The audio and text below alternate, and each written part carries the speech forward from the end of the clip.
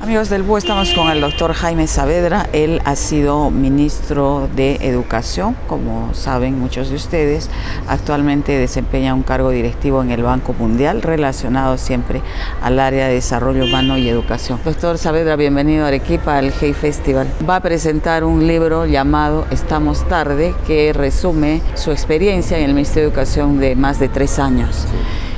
¿Por qué estamos tarde? ¿A dónde estamos llegando tarde? El Perú, bueno, está tarde en muchas cosas, ¿no? Pero Mira, hay dos mensajes que quiero dar ahí. Es que si no avanzamos rápido en términos de las políticas sociales y la política educativa y darle a los chicos la educación y la experiencia educativa que necesitan, vamos a estar tarde en la vida de algún chico, ¿no? Mientras tú y yo estamos hablando en este momento, hay un niño en la escuela. O hay un joven en la universidad. que no ha ido a la escuela, ¿no? de repente. O algún niño que tampoco ha ido a la escuela, e inclusive los que han ido, ¿no? Que no necesariamente están recibiendo el servicio y la calidad de experiencia que requieren. Entonces, para ese chico que está hoy día, si no le damos todo el apoyo que es necesario y una excelente calidad de educación, para ese niño vamos a estar tarde, ¿no? Y la razón de dónde viene esa frase, estamos tarde, ¿no? Viene de, en verdad, algo que me dijo un chico, ¿no? Porque yo visitaba muchos de los colegios de jornada escolar completa que nosotros, que se empezó a implementar desde el 2014, que es un colegio en el cual los chicos están hasta las 2:30 o 3 de la tarde, hay más infraestructura, mejor tecnología, los profesores reciben más capacitación, más horas, ¿no? Es una mejor experiencia. Yo visité muchos de esos colegios de jornada escolar completa, siempre preguntándole a los chicos, a los padres de familia, ¿no? ¿Qué tal? ¿Qué les parece? ¿No? Y en general la respuesta siempre fue muy positiva, ¿no? Como algo que a toda la comunidad educativa, ¿no? Le parecía una buena política. Pero un chico, un joven, quizás de una manera un poco cínica, levanta la mano y me dice, eso está muy bien, pero yo estoy en quinto secundario. Eso está bien para los que están en primero. Para mí llegaron muy tarde. Y yo no tenía respuesta para ese chico. Porque ese chico, sus 5 años de secundaria, efectivamente, ya habían pasado. Sus 5 años de adolescencia en esa escuela ya habían pasado. Entonces, si nosotros veníamos y decíamos, ahora vamos a hacer un mejor servicio educativo, le decía, bueno, qué bien, pero eso ya no fue para mí, ¿no? Y yo creo que eso, digamos, es una manera simplemente de ejemplificar, ¿no? La necesidad, ¿no? De tener una obsesión por asegurarnos que le estamos dando a todos los chicos la educación que necesitan. Y en su momento.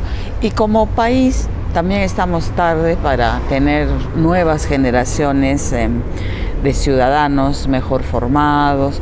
Estamos en una crisis política, social que refleja, pues, en general la mala educación que hemos tenido los peruanos.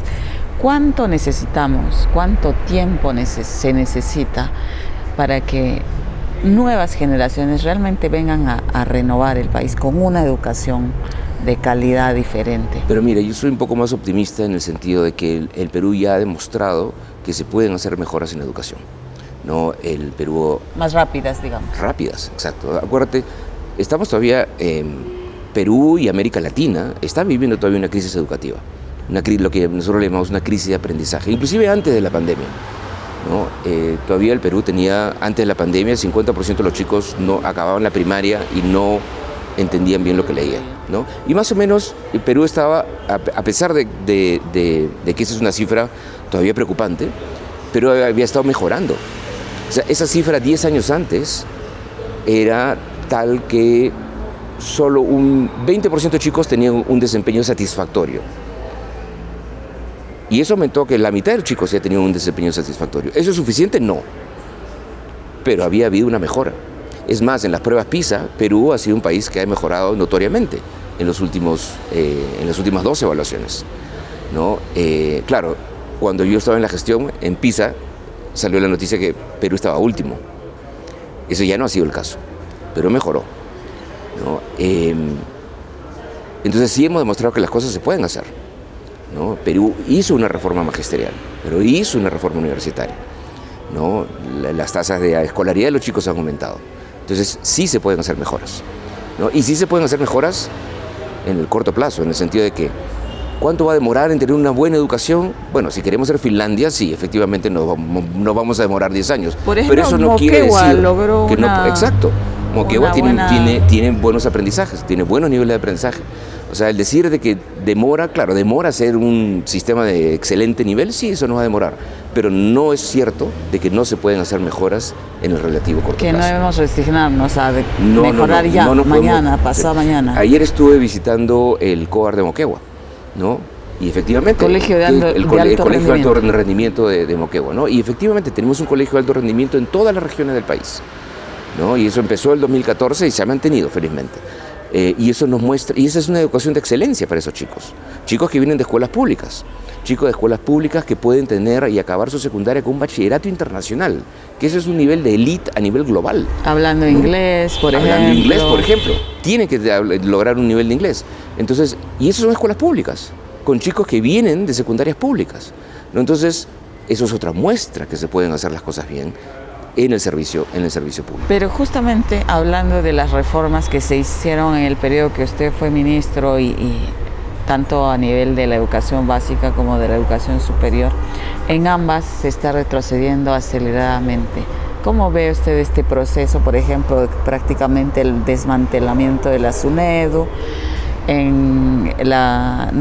Ya no necesitan nombramiento automático de los docentes a nivel básico y otras flexibilizaciones que en general se están haciendo, que me da la impresión a mí que bajan los estándares. ¿Y esa es una forma de avanzar o de retroceder? Mira, cada vez que uno toma una decisión en términos de política educativa en la cual el interés del joven o del estudiante o del niño o de la niña no es el objetivo central, es probablemente un retroceso, ¿no? Y tomando el ejemplo que tú mencionabas, por ejemplo, de los nombramientos, ¿no? De la carrera magisterial, ahí ya sabemos, digamos, globalmente, ¿no? Que el factor fundamental en términos de la calidad educativa es el maestro, ¿no? Es el maestro, cada uno de los maestros que están en el aula, ¿no? Y la profesión de maestro en su conjunto, ¿no? Entonces, justamente la ley de reforma magisterial, al poner exigencias mayores para seleccionar maestros y para nombrar maestros y para promover maestros, eso es lo que queremos, porque queremos al mejor maestro en cada uno de los salones. Entonces, si tú tienes algún profesor que lo nombras y no tiene las calificaciones necesarias, tú tienes que preocuparte, ¿y qué va a pasar con los 40 chicos que están en el salón con ese profesor? Esa es la gran pregunta. Esa es la gran pregunta. Quien tome esa decisión, si es que esa decisión está en el Congreso, la pregunta del congresista es, ¿qué es lo que está usted haciendo para mejorar la educación de esos 40 chicos? No de los 8 millones de chicos que hay en el Perú, no, de esos 40 que están frente a ese profesor. Y te pueden decir, bueno, lo vamos a capacitar. Ya, bueno, ¿y cuánto se demora la capacitación? Si es un profesor que no tiene los estándares hoy día, que ya sabemos que no pasó las pruebas. Bueno, ya se capacitará. Bueno, y entonces durante este año, mientras se capacita, ese chico va a tener una mala educación. ¿Cuál es la respuesta para ese chico? ¿Cuál es la respuesta para ese padre de familia? Ahí es cuando tú podrías decir, bueno, vamos a llegar tarde para ese chico, ¿no? Entonces tenemos que preocuparnos de que toda decisión de política educativa tiene que ser en función de los intereses de los niños y de los jóvenes. Y en el sistema universitario, donde particularmente se vio algunos avances con el tema de los licenciamientos y todo en las universidades, más investigación, antes no se investigaba, la infraestructura, muchas cosas mejoraron. Y ahora da la sensación que todo se va a perder. ¿Cuál es su evaluación? Yo creo que la estructura del consejo directivo de la SUNEDU que se planteó inicialmente, yo creo que era muy útil. Ahora efectivamente han habido cambios. No sé qué decisiones ha tomado este nuevo consejo directivo, pero ojalá que las decisiones sean otra vez en función del bienestar de los jóvenes, ¿no? Y si ese no es el caso, entonces estaríamos en un problema muy grave, ¿no? Como tú dices, efectivamente se avanzó en el proceso de licenciamiento. Muchas carreras de mala calidad o universidades de mala calidad no se abrieron, muchas se cerraron, y todos esos fueron cambios en el sentido correcto, ¿no? De mejorar en promedio, ¿no? La calidad del servicio educativo. En verdad, si yo como sociedad tuviéramos una crítica a la SUNEDU, la crítica a la SUNEDU tendría que ser que su ambición era muy poca. Porque la SUNEDU estaba diciendo, bueno, yo voy a establecer estándares mínimos de calidad. Mínimos. Y que todas las universidades pasen estándares mínimos. Bueno, eso es necesario. Porque si no pasas un estándar mínimo, eres una estafa. Y si alguien quiere mover los estándares mínimos, ¿qué cosa quiere? ¿Más estafas? ¿No? Entonces eso es necesario, pero no es suficiente. Un país tiene que tener una ambición de decir, no, yo quiero universidades de excelencia. Yo no quiero universidades que solo pasen un estándar mínimo, ¿no? Yo quiero que las universidades, o sea, ahora, por ejemplo, la SUNEDU licenciaba y una vez que te licencia, creo que tenía 5 años y luego que tenías que pasar otra evaluación, ¿no? Bueno, tenemos que estar seguros que durante esos 5 años la calidad no se vaya a deteriorar, o sea, requiere un monitoreo permanente, ¿no? del servicio que están dando las universidades. Pero yo creo que tenemos que pensar con mucha mayor ambición, tenemos que pensar en, oye, necesitamos más universidades de excelencia, no simplemente preocuparnos de los estándares mínimos, ¿no? Volviendo al libro, Estamos tarde. En general, el aparato público acusa 2 males, la corrupción, que desde los niveles más pequeños o bajos hasta los más altos, y la burocracia de la que se quedan todos los procesos, en fin. ¿Cuál es su aprendizaje y su conclusión o sus conclusiones más importantes respecto a lo que se puede hacer con esta estructura gigantesca que es el Ministerio de Educación y ante el cual sucumben muchas personas muy capaces, más allá de su caso, otros también, porque la burocracia y la corrupción instalada, sistemática que hay en mucho del aparato estatal, impiden? Entonces, ¿qué se hace? ¿Usted qué consejo daría a un nuevo ministro que no le pase de alguna manera que las cosas queden un poco truncas? El reto de una sociedad como el Perú, que quiere, digamos, un modelo en el cual el crecimiento, digamos, sea sostenido, en el cual necesitas muchísima inversión privada, necesitas un capitalismo que funcione. Pero para que el capitalismo funcione, en los países donde funciona bien, es porque tienes un Estado fuerte. No necesariamente un Estado grande, eso va a depender, ¿no? Pero tiene que ser un Estado fuerte, con una burocracia muy capaz, que justamente permita que un capitalismo funcione. Un Estado muy capaz y una burocracia muy capaz que le dé los servicios correctos a todos los niños y que le dé oportunidades a todos los niños para que esos niños puedan ser libres y definir su destino, ¿no? Y poder crear empleo y poder participar del crecimiento y del desarrollo del país. Pero eso requiere siempre una burocracia fuerte. A veces uno usa como si fuera una mala palabra la palabra burocracia. ¿Ya? Los países exitosos tienen burocracias muy calificadas, muy fuertes, tienen a la mejor gente trabajando en esas burocracias. Y a eso es lo que tenemos que apuntar. Y una cosa que yo sí te digo, por un lado, como tú mencionabas, ¿hay corrupción del Estado? Sí, hay corrupción del Estado y hay que erradicarla. Pero al mismo tiempo también hay muchísima gente trabajando en el Estado con mucho deseo de desarrollar a su país. El problema es que las noticias salen cuando hay corrupción. Las noticias no salen cuando, oye, noticia, este burócrata hizo bien su trabajo. Eso no es noticia. Solamente un ejemplo, cuando nosotros hacíamos los exámenes de incorporación a profesores, ¿no? Para en que entre la carrera pública, eran procesos muy complicados porque tenías que tomar el exámenes a 200.000 personas, ¿no? Un proceso bien complejo, ¿no? Un domingo en el cual tienen que ir 200.000 profesores a dar una prueba. Si no había ningún problema, no había ninguna noticia. Sí, pues. No salía en el periódico. Al día siguiente, dieron su prueba a 200.000 profesores, no pasó nada. No hubo incidentes. Nada, a nadie le importa. Si hubiera habido un incidente, un profesor se copió la prueba, no, aunque hubiera sido uno, escándalo. Eso era un escándalo. Las buenas noticias no son noticias. Pero en verdad, si tú quieres una burocracia en la cual no hay noticias, simplemente es una burocracia que haga bien su trabajo. Y en el ministerio yo tuve una experiencia muy buena porque hubieron muchísimos jóvenes, mucha gente joven, ¿no? Que se comprometió con el trabajo que se estaba haciendo y que estaba ahí por sus deseos y sus ganas de servir a la sociedad, servir a la gente, mejorar la calidad, ¿no? de la educación del país. Hay mucha gente comprometida y es indispensable traer a esa gente al Estado, ¿no? Entonces, ¿qué se hace en general para mejorar el Ministerio de Educación? Es lo mismo, es traer a la mejor gente. Es traer a la mejor gente. Y no te digo ahí el ministro, o sea, es toda la gente que trabaja, a todos los niveles, ¿no? Y como te digo, hay mucho en el Ministerio de Educación, había muchísima gente comprometida a hacer un trabajo. Y es un ministerio muy complejo. El Ministerio de Educación es casi 1/5 del Estado, ¿no? Maneja un presupuesto inmenso y tiene un conjunto inmenso de actividades.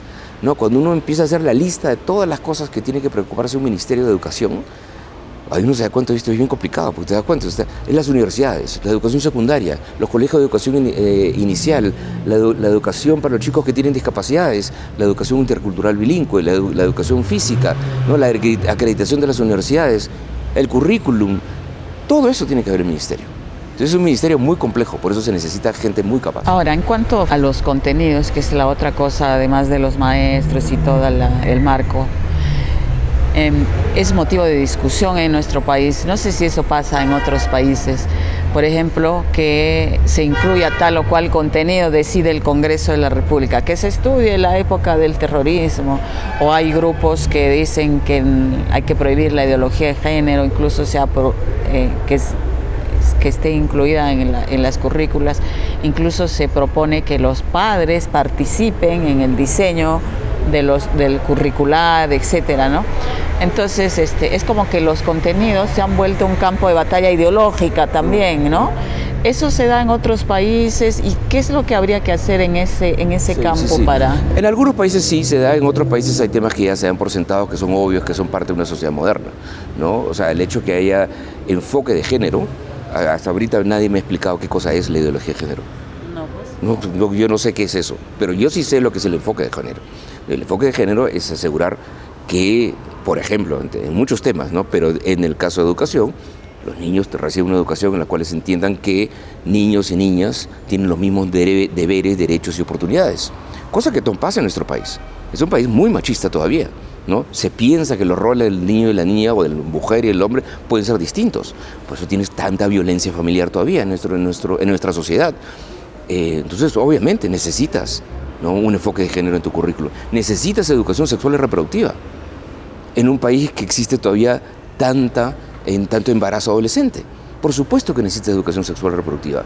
Muchos países eso ya es un tema lo decidiste en el siglo XX y lo continúas, ya no es una discusión, es obvio, ¿no? Ahora, en verdad ahí nosotros no es que nosotros hicimos tampoco muchas innovaciones. El enfoque de género ya estaba en el currículo, la educación sexual y reproductiva ya estaba en el currículo. Y eso tiene que continuar porque es digamos, un país que está en el siglo XXI, digamos, necesita eso, ¿no? Y lamentablemente uno no puede decir, bueno, no, el enfoque de género ya no se necesita porque ya es obvio para todo el mundo, ¿no? Que el rol del hombre y de la mujer no tiene por qué tener una diferenciación, no simplemente por ser hombre o mujer. Necesitas también asegurarte que haya un respeto por la orientación sexual de cada persona. Es algo que digamos, no puede haber ningún tipo de discriminación por la orientación sexual de una persona. Eso es algo que tiene que estar en el currículum. O la historia del país, los sucesos políticos que se relacionan pues con movimientos políticos actuales. Eso también, en muchos países siempre hay debate, ¿no? Porque a veces hay opiniones distintas. Bueno, que exista una discusión, un debate, y los libros de texto efectivamente tienen que tener una descripción factual de las cosas que han pasado, inclusive en el pasado reciente, ¿no? Eso sí, en muchos países a veces hay esas discusiones, y es normal, también, es parte del proceso de discusión. Sí es más complicado lo que tú decías de que los padres que opinen sobre el desarrollo curricular, no me parece mal. Que definan la estructura curricular no tiene mucho sentido, porque los padres no son pedagogos. Los padres no son expertos en educación. Si fueran expertos en educación no existirían escuelas, ¿no? Entonces es como, bueno, entonces que los padres decidan el currículum en la escuela y también que decidan el currículum en las universidades. Pues yo no soy experto en cómo enseñarle matemáticas a un chico, como si yo soy padre de familia. Es como que, bueno, entonces que decidan también qué cosas enseñar en las facultades de medicina. Para eso existen expertos. Y para eso justamente necesitas una burocracia de buena calidad que defina los currículos. Ahora, que hayan consultas a distintos actores de la sociedad, por supuesto, eso sí es muy importante, ¿no? Finalmente, a nivel internacional, ¿cómo está el Perú en relación a otros países latinoamericanos, más allá de la prueba PISA, y en general de las tendencias mundiales respecto a la educación, que todo el mundo dice que es la clave para el desarrollo, tal, pero muchas veces no vemos cómo aterrizar eso? Sí. ¿Cómo está el Perú a nivel, digamos? El Perú, como te digo, yo diría, lo describo con dos factores. Uno, el Perú ha mejorado y ahora está mejor que varios países de América Latina, ¿no? Está mejor o a la par que Argentina, Brasil, Colombia. Todavía está por debajo de Chile, de Uruguay o de Costa Rica, pero ha mejorado y está a la par que otros. Pero estamos viviendo entonces la misma crisis educativa. Una cosa es mejorar y otra cosa es estar bien. ¿Hemos mejorado? Sí. ¿Estamos donde debemos estar? No. Si nosotros decimos, no sé el número post pandemia, pero antes de la pandemia, digamos que gruesamente había una pobreza de aprendizaje cercana al 50%. Es decir, 50% de chicos no acaba la primaria sin poder leer y entender un texto simple. Eso es gravísimo. Todo niño debe acabar la primaria leyendo perfectamente, leyendo y entendiendo perfectamente y usando la lectura para poder, ¿no?, abrir sus conocimientos, ¿no?, y poder desarrollar todas las otras competencias que nos importan. Entonces, hemos llegado a ese nivel, posiblemente se ha deteriorado de manera importante con la pandemia y eso es un problema muy grave. Entonces ahora estamos en una situación que tenemos que acelerar. Ahora estamos en una situación que tenemos que acelerar para recuperar el tiempo perdido de los 2 años de la pandemia, ¿no?, y asegurarnos que todos los chicos tienen, ¿no?, el servicio educativo que merecen. ¿Lo están teniendo todos los niños en Perú? No. Quizás la mitad. Y eso no es suficiente.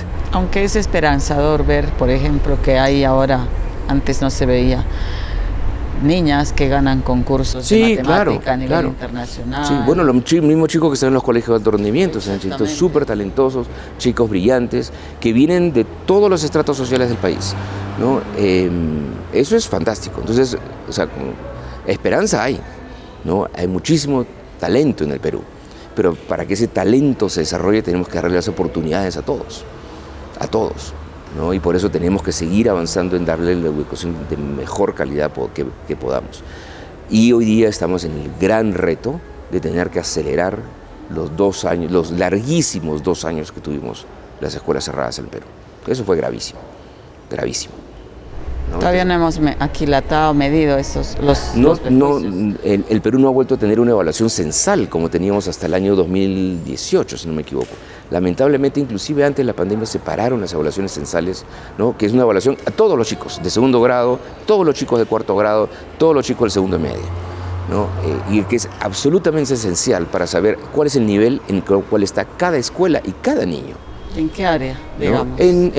Usualmente esas pruebas se hacen para lectura, razonamiento matemáticos y ciencias, ¿no?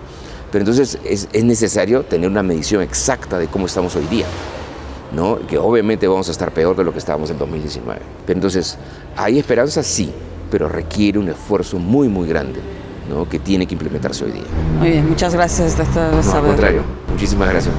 Y que lo hagan desde el Congreso, ¿no?